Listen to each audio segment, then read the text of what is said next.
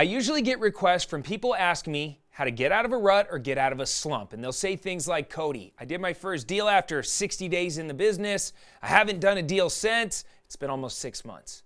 Trust me, I feel your pain. I know what it's like to finally get over that hump, do your first deal, and then just hit a wall. So today, I'm going to be giving you some of my best tips to break free of this slump and get back on track to becoming a deal-making machine.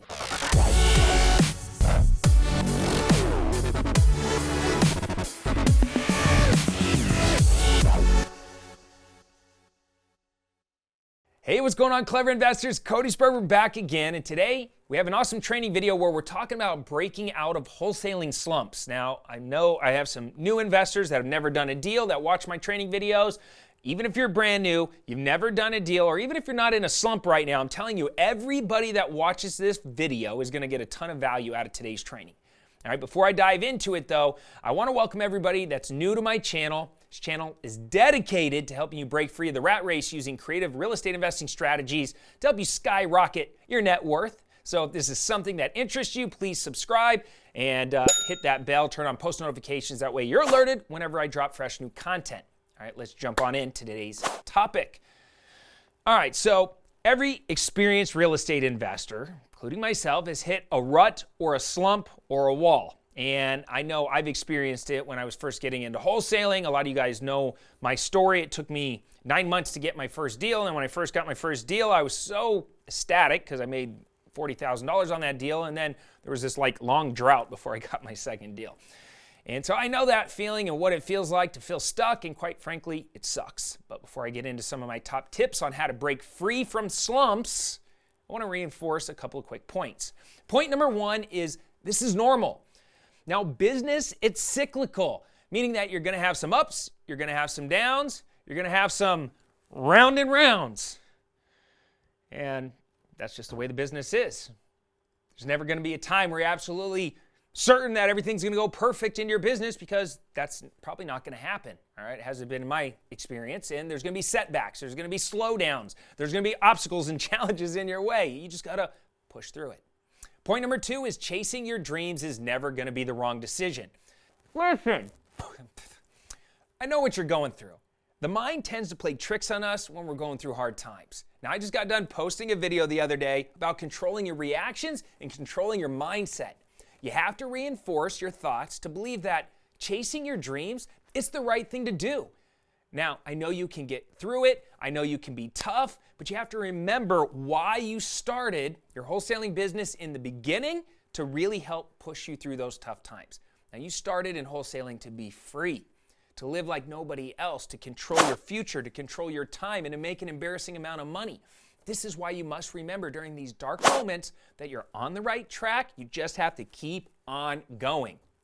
Now, point number three is changing your marketing method isn't always the answer. It's amazing how newbie investors always want to try new tactics and figure out different ways to find motivated sellers and separate themselves from the competition.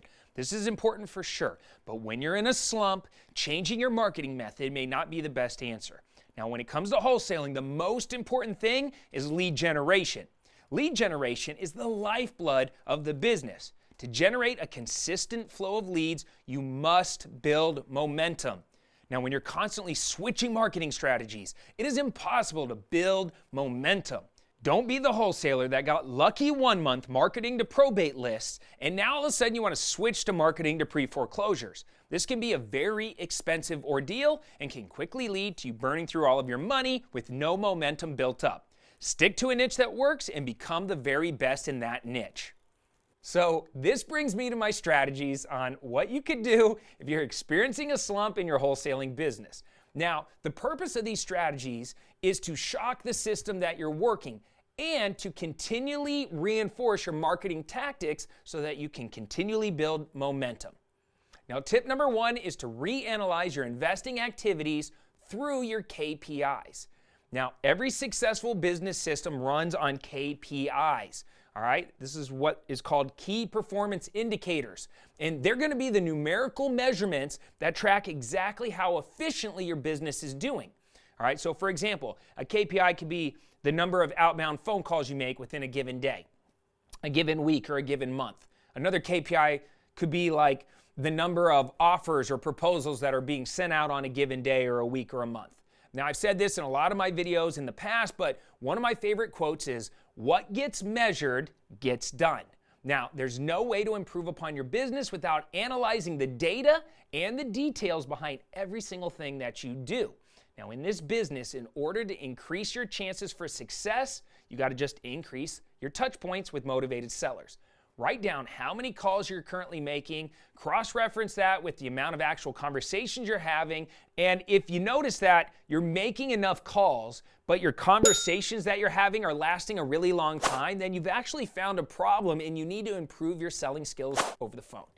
All right, this could be either an extremely easy business or extremely difficult business. It's all about how you manage it, and developing KPIs that matter in your business is going to be the key to your success.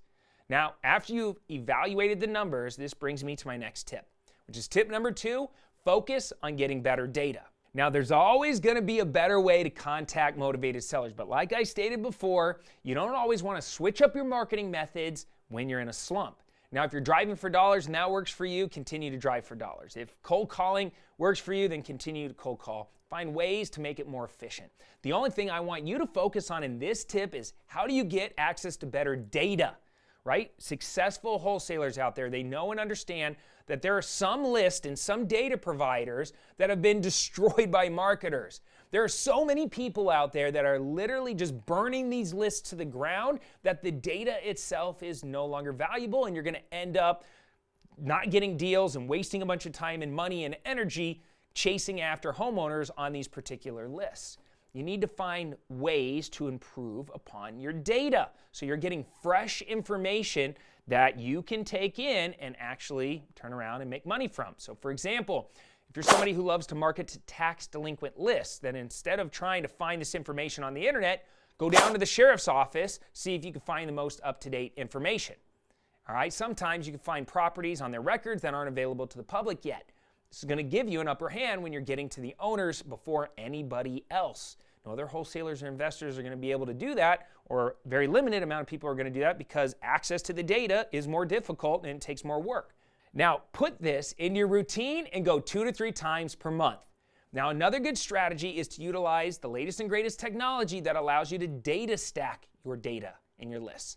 Now, for example, my Deal Automator software, it allows you to pull data right from the software, because we're feeding in multiple different sources of data, premium data, right into the system. And now you're just focusing on one singular source of data, and it's always up to date. Now, if you want to learn more about the Deal Automator software, I got a video right here. You can check it out, and I actually demo how data stacking works. But this is going to allow you to get extremely targeted on the right amount of motivation, so that way you can increase your conversion rates, right, and maximize your marketing efficiencies. All right, let's move on to tip number 3. This is all about working on your selling skills and pushing past rejections. Now, make no mistake, we are in the selling business. And I know for a fact that if you don't know how to navigate past rejections, you're never going to make it in this business. Sometimes you're going to hit a brick wall because your selling skills suck, right? You got to work on those. You can have the best data in the world, but if you don't know how to handle no, or not today, or stop calling me, or whatever that objection is, then you're destined for failure. Now, I wasn't the best salesman when I first came into this business, but I realized something, that if I wanted to succeed and thrive as a real estate investor, I had to become a decent salesperson. So what did I do? I studied. I worked on it. Now, some of my favorite strategies on pushing past rejections can be found in the following books that I highly recommend that you read. Number 1 is Spin Selling by Neil Rackham. Number 2 is The Little Red Book of Selling by Jeffrey Gitomer. Number 3 is The 10X Rule by Grant Cardone. And number 4 is Compound Effect by Darren Hardy. Now, these books, they are instrumental in helping you realize the art of selling and putting together practical plans in which you can increase your conversions. All right, that's what this is all about. They have many different exercises that they put you through that you can implement today in your business to take things to the next level. So just to recap, if you're finding that you haven't closed a deal in a long time and you want to kickstart your business, keep these 3 tips in mind. Number 1 is measure your businesses through KPIs. Number 2 is find better data. And number 3 is fine-tune your selling abilities. All right, guys, what do you guys think? I hope you guys enjoyed this video about how to get out of the wholesaling slump. Remember, this is totally normal, and we've all been there. All right, so make sure to just take a breath, step back, and then take 3 steps forward. All right, also let me know what you guys think about these strategies in the comment section below. I'd love to hear your thoughts on these. And as always, if you gained some value from this video, smash that like button. That way the YouTube algorithm can push this video forward and out to the YouTuberverse. That's all I have for you right now. Until next time, I am Cody Sperber, signing off for now. Merry Christmas, take care, comb your hair, Sperber out.